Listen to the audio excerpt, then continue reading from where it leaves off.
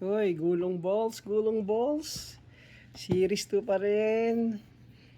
Hindi pa rin tayo nakakuha ng mga sahig natin hindi natin makumpleto.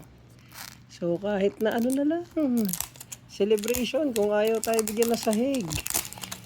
So mahaba-haba pang ating journey dito. Let's go.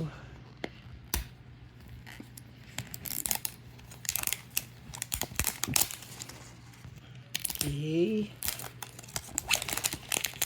Ito na. Whoop. Dalawa. So, ang ating sahig na hinahanap ay, ano yun? 4. Tapos 14 at saka 16 yata. Okay. Uy. Parang meron na tayo nito. Ay, wala. Parang meron na nga yata. Caruso. Okay. Pero, silipin na rin natin yung ano yung sahig Whoop. Parang meron na nga talaga yan.